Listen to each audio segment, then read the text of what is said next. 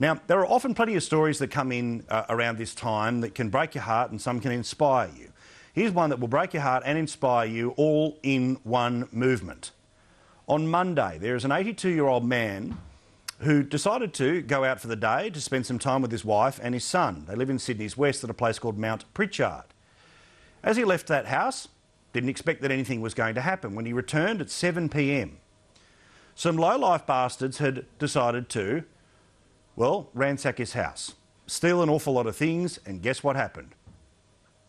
They stole 13 war service medals. I don't know why people would do this. I don't understand why when they grab a box they don't see this and they leave it. But these buggers did this to an 82-year-old man. An 82-year-old man who, by the way, didn't just have one or two service medals. This bloke clearly was somebody. This bloke had 13 separate service medals. And I want to read them to you. I want to tell you about the ones that are actually there. The ones that this bloke had, and this is a serious guy. This wasn't just a lowly soldier. He had the Korean medal. He had the United Nations Service Medal for Korea. He had a Vietnam medal. He had a Vietnamese Campaign medal. He had the Long Service and Good Conduct medal. He also had a Meritorious Service Medal. He had an Australian Service Medal from 1945 to 75 with Korea and Vietnam. He had an Australian Active Service Medal, 45 to 77, again for what he did in Vietnam and Korea. He had the Defence Force Service Medal. He has an Infantry Combat Badge. This great Australian had stolen from him, among other things, a Return from Active Services badge, a Service to Australia medallion from Montebello Islands. And then his service wasn't over. He has a Service to Australia medallion for what he did with the nuclear tests in Maralingla.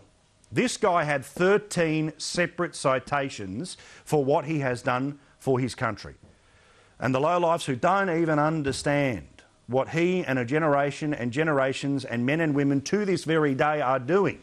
The whole reason why tomorrow isn't an excuse to sleep in, or tonight isn't an excuse to get on the cans.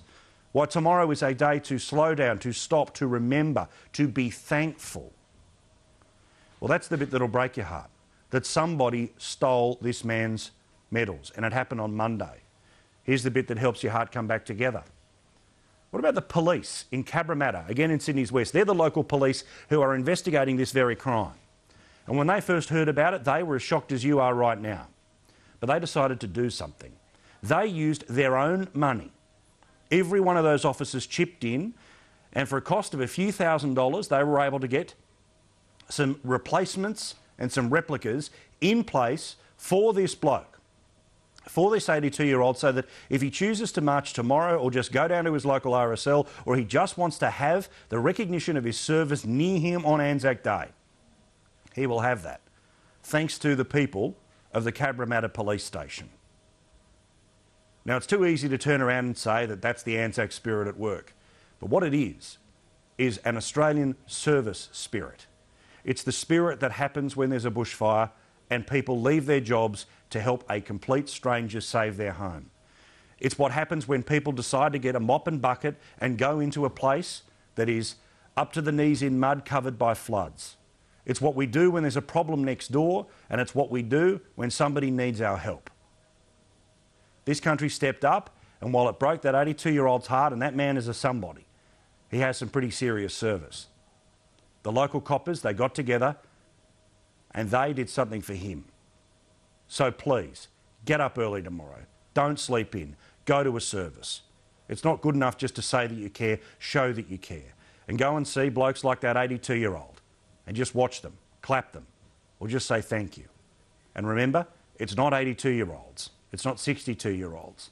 There are kids in their 20s right now who are getting shot at in places like Afghanistan. We think of them, we think of their families. Get up early tomorrow morning.